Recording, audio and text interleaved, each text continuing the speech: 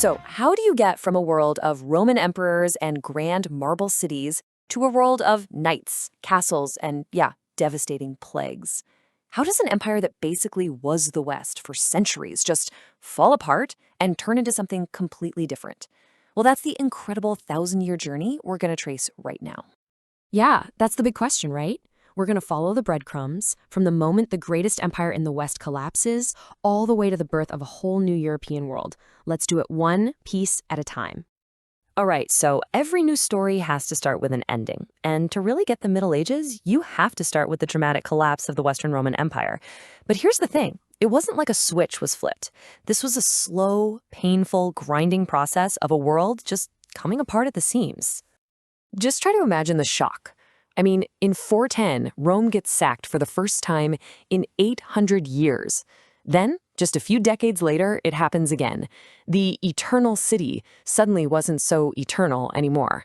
And the final nail in the coffin in 476? It wasn't some huge epic battle. Nope. A Germanic warlord just removed the kid emperor from his throne. And that was it. It was over. So, okay, what did this actually mean for a regular person on the street? Well, imagine the entire system that held your world together. The laws, the roads, the money just vanished. The map of Europe shattered into a bunch of little kingdoms, Ostrogoths, Vandals, Franks. You weren't a Roman citizen anymore. You were just some local warlord subject. The roads got dangerous, cities shrank, and that huge Roman economy, it basically collapsed into a trade with your neighbor kind of system. For them, it wasn't some historical dark ages, it was just life. Okay, so Rome is gone. What's left? A giant power vacuum and one massive problem. How do you stay safe?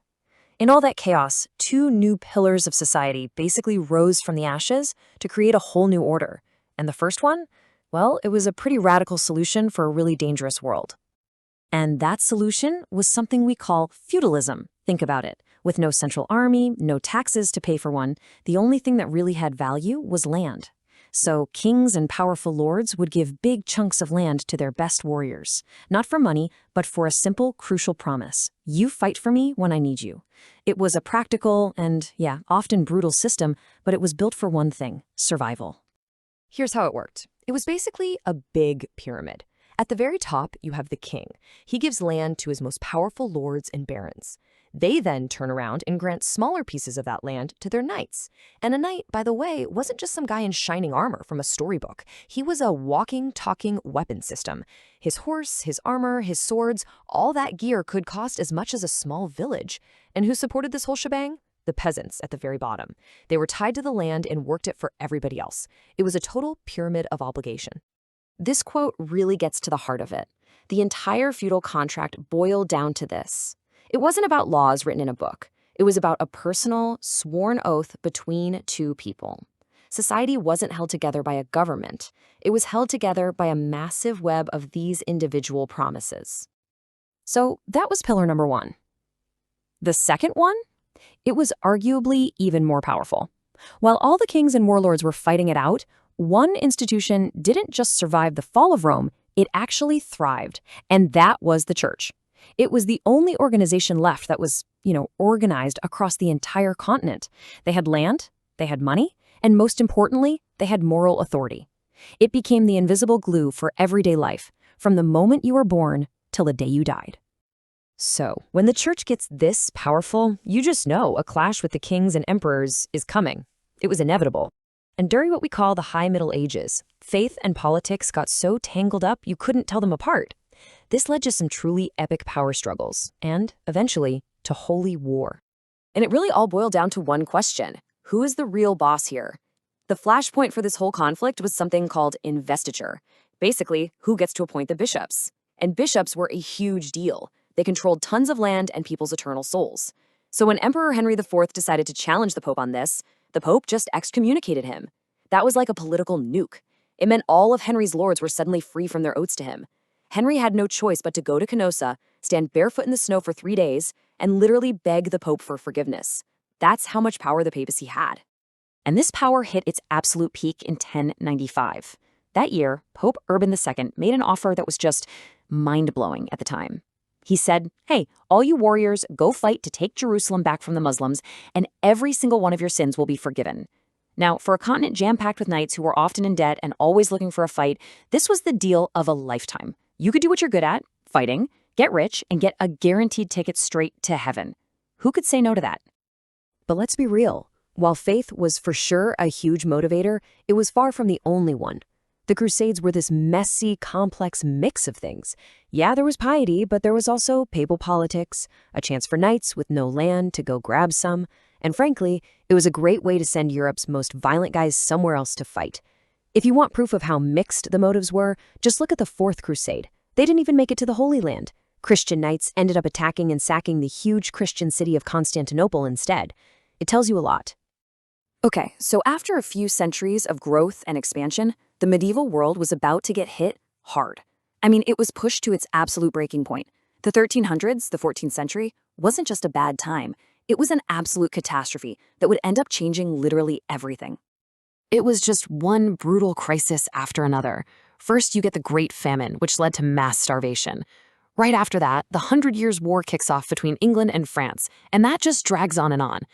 And then, as if that wasn't enough, something new and terrifying arrived on trading ships from the east, the ultimate disaster, the Black Death.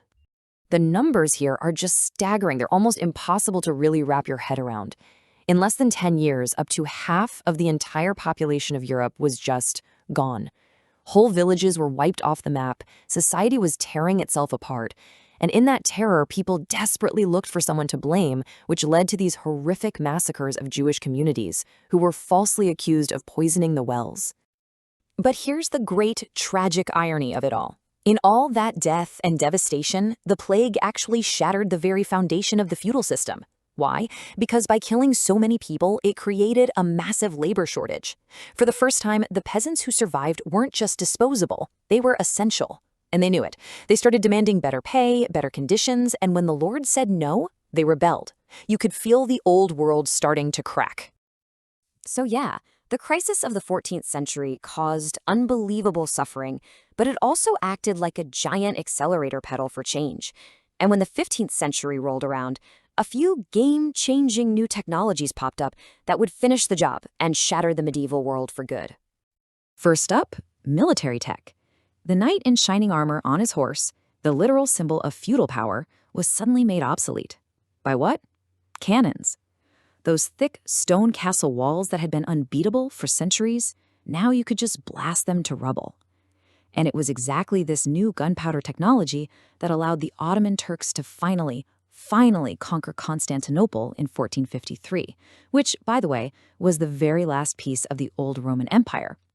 Game changer number 2 was all about information, Gutenberg's printing press. This invention changed everything. Before, books were these super rare treasures that had to be copied out by hand. Now, you could mass produce them. And that meant ideas, scientific ideas, new religious ideas, political ideas, could spread like wildfire. It completely broke the church's monopoly on knowledge and basically paved the road for the Protestant Reformation. And finally, the third game changer, the world itself literally got bigger. When Columbus sailed west in 1492, he didn't just stumble upon a new continent. He completely rewired the entire European economy. All of a sudden, the center of gravity for wealth and power shifted away from the old Mediterranean hotspots like Venice and Genoa and moved out to the Atlantic coast, to places like Spain, Portugal, and England. So the world that came out of all this was just fundamentally different. Power wasn't based on those old personal oaths anymore. Now it was about centralized states, with professional bureaucracies, tax collectors, and paid professional armies. The new VIPs weren't just the old feudal lords. They were a brand new class of super rich merchants and bankers. So there you have it. We've traced the entire path from the collapse of one world to the birth of a totally new one. The medieval order was officially over. And it kind of makes you wonder, doesn't it? When historians 1,000 years from now look back at our time, with all of our own crazy technological revolutions and global shifts, what are the game changers they'll point to and say, yep, that's when their age ended?